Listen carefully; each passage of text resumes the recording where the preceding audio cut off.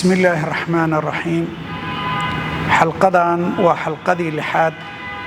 وكصابسن دروستا عماشة حجكينا waxaynu soo haynay camaasheenii iyo duruustii ku saabsanayd xajka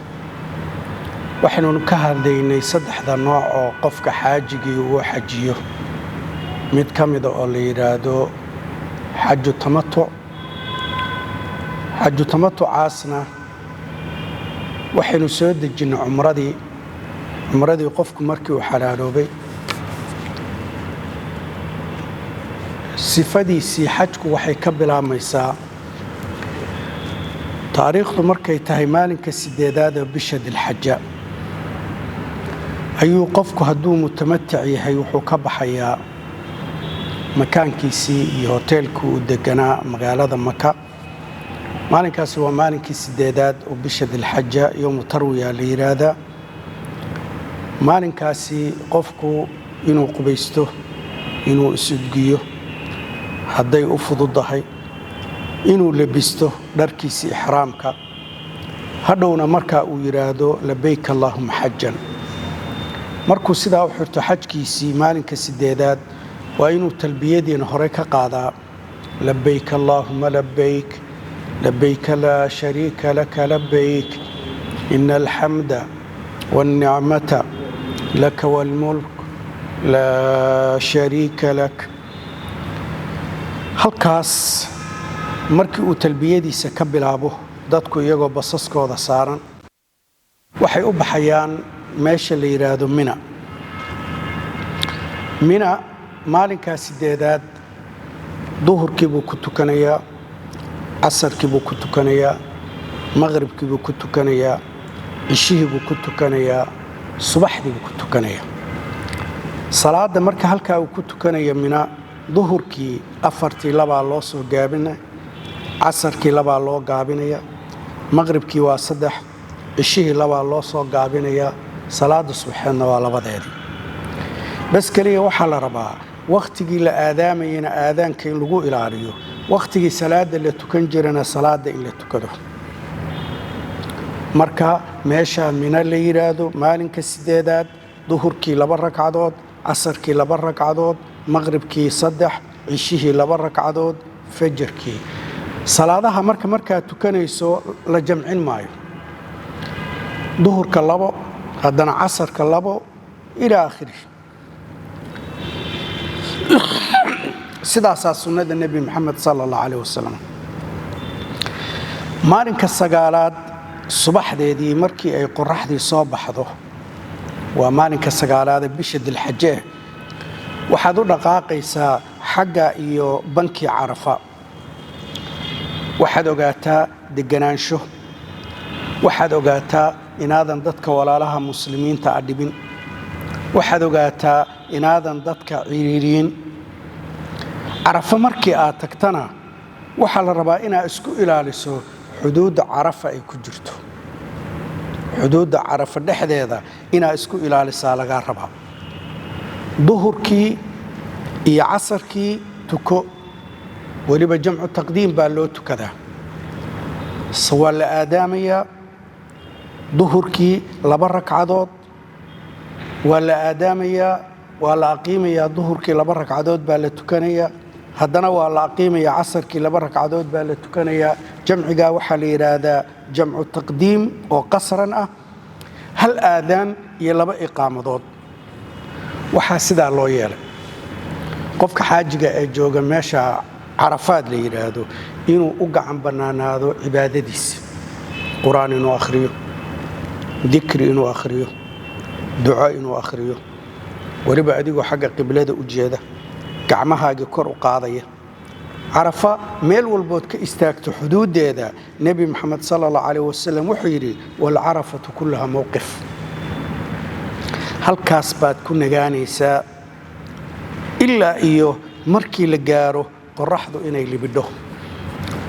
qorraxdu markii ay libidho meeshaasi waad ka soo baxaysaa waribana waxaan idin xusuusinaya maalinkaasi waa maalinka 9aad ee Soomaalidu 9aadka u yaqaanaan rasuulku wuxuu yiri khayru yawmin talacat fihi shamsu yawm Arafa maalinka khayr badan maalmaha ilaahay adduunka dhigay maalinka carafa ma jiro. nebi maxamed sala allahu calayh wasalam wuxuu yidhi xadiid saxiixa khayru maa qultu ana wannabiyuuna qablii cashiyata carafa, waxa ugu khayr badan wixii aan idhi anigu iyo nebiyadii iga horraysay dharaarta carafa, waxaa ugu khayr badan laa ilaaha ila allah waxdahu laa shariika lahu lahu lmulku walahu alxamdu wahuwa calaa kulli shayin qadiir. arrintaas hadday shay ku tusiso waxay ku tusinaysaa cibaadooyinka qofku cumradiisii ama xajkiisii ilaahay uu ku caabudayo kullaha tawxiidun wa iimaan, waa tawxiid iyo iimaan ilaahay subxaanahu wa tacaala. marka ilaahay buu sidaa u waxidaya. qoraxdii waa libidhay, gabaabsi bayna ku sii jirtaa. waxaad u soo dhaqaaqaysaa isteebka ku xiga musdalifa. xasilaanta ogow, deganaanshaha ogow, talbiyadaadii ha jarin. haddaad doonto laa ilaaha ila allah waxdahu laa shariika lahu, qof dadka walaalaha muslimiinta ka mida ha dhibin. haddii aad musdalifa gaartana maqribkii iyo cishihii iyadoo jamcu ta'khiir ah, iyagoo jamcan qasran ah, oo laakiin jamcu taqdiim iyo ta'khiir way jamcu ta'khiira. ilan goorda ma gaaraysaa musdalife markaa tuko oo musdalifo ku tuko. halkaas baad baaqi ku noqonaysaa habeenkii oo dhan ilaa salaada subxeed aad ku tukato musdalifa. markaa qoraxda waagi uu si fiican dhag u noqdo oo uu caddaado, markaasi ayaad ducadii iyo dikrigii iyo intaad badisay, markii salaada subxeed aad tukatay qibladii aad qaabishay, duca ilaahay aad baryaysaa, labadaadii gacmoodna kor u qaadaysaa inagoo nebi maxamed sala allahu calayh wasalam kaga dayanayn. ilaahay qur'aanka wuxuu ku yidhi waidaa afadtum min carafaatin, haddaad carafa ka soo socotaan ama ka soo aguugtaan oo ka soo qulqushaan, fadkuru llah cinda almashcari alxaraam. mashcari alxaraamkuna waa musdalifa. ilaahay xusa meeshaa mashcari alxaraam la yidhaahdo, wadkuru llaha kamaa hadaakum.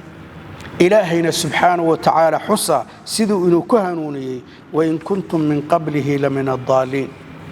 haddaad doonteen hadda ka hor aad ahaateenba kuwa lunsan.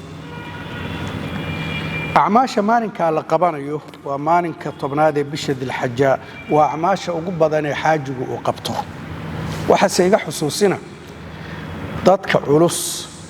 sida dadka kuwooda jiran, sida dadka kuwooda da'da, sida dadka kuwooda cadkooda uu weyn yahay oo socodku uu dhibayo, sida dumarka iyo cajazada, waa la rari karaa oo waa ka soo bixi karaan musdalifa habeenkii saqdhexe, waana tuuran karaan ramyigoodii. marka maalinkaa 4 camal buu xaajigu qabanaya. koow, ramyulcaqabati alkubraa, caqabada teeda weyn oo dhinaca xagga maka xigta inuu tuurto. waa 3 jamaraadku. الصغرى waa tan soo xigta masjid alkhiif, alwusطى waa tan dhexda ku jirta, alkubraana waa tan ugu dambaysa oo xagga darafka maka iyo kacbada xigta. 3daas marka labadan waa dhaafaya, الصغرى والوسطى wuu dhaafaya. waxa uu tuuranayaa alkubra, caqabat alkubra ama jamrat alkubra, waa tan xigta xagga iyo beydka ilaahay subxaana. 7 dhagax ayaa uu ku tuuranaya, isagoo odhanaya dhagax walba markuu tuurayo bismi illaahi allahu akbar. dhagaxu lama raba inuu dhagax weyn noqdo, mila xasfi alkhadfi, dhagaxan digirta beebesheega la yidhaahdo oo kaleeto leeg baa la rabaa. 2 waxa kaleeto uu samaynayaa maalinka oo camaasha laga rabo xaajiga ah, dabxulhadyi. haddii uu mutamatic yahay inuu gowraco hadyigii. haddii aad hadyi waddo, hadyigaagaas wax ka cun, hadyigaagaas dadka fuqarada ah ee magaalada maka degan wax ka sii. sida badan marka qofku haddii uu neefkiisii wato waa gowrici karaa, waaba khayr. laakiin haddeer ma suurtagashaho bangiyo iyo dad kaleeto aamin ah oo loo dhiibto lacagta inta loo dhibo iyagu gado oo ku gowracaya iyo baa jira. marka gowraca xilkaama saarna, qofkii aad u wakiilatay baa gowracaya. saddex waxa kaleetoo la rabaa maalinka camaasha xajka ee xaajigu uu samaynayo in uu madaxiisii xirto ama madaxii uu gaabiyo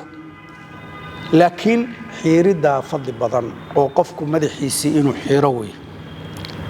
saddexdaasi siday u kala horeeyaan tartiibkaas baa fiican oo gobolkeedba gobolka kaleeto sidaa looga hormariyo saasay ku fadli badan tahay laakiin haddii aad kala hormariso oo mid horay mid gadaal joogay mid dhexda joogay aad isku qato wax soo hormariso laa ba'sa camalada maalinkaa la iska rabo ayadana waxaa ka mid ah qofku inuu waynu niri tuurto jamaraadkii qofku inuu gowraco hadyigii qofku inuu madaxiisi xiro hadduu qofku markaa intuu tuurto dhagaxii madaxiisiina xirto waa xalaaloobi karaa taxallulkaasna waxaa la yidhaha taxallul awal dharkiisii cadcaddaa waa qubi karaa dharkiisii buu gashan karaa shaarkii surweelkii khamiiskii iyo wixii la halmaala waxyaabihii maxduuraadka ah ee mamnuucaadka ka ahaa xaajigana waxa weeye waa u bannaanaanaysaa marka laga soo reebo dumarkii inuu u tago mooyaane ilaahay wuxuu yidhi subxaanahu wa tacaala rasuulkiisa waxaa la weydiiyey baan leeyahay sala allahu calayh wasalam maalintaa camalkan baan camalkan ka hormariyey caalankan camalkan ka horiyey camalkan baan camalka ka hormariyey nebi maxamed wuxuu leeyahay ifcal walaa xaraj samay wax dhibaato ah ma leh waxa kaleeto qodob afraada oo maalinkaas layska rabaa qofku inuu daadego oo maka iyo kacbadii u daadego dawaafo 7 goor dawaafkaasna waxaa la yidhaha dawaafu lifaada ilaahay wuxuu yidhi uma liyaqduu tafathahum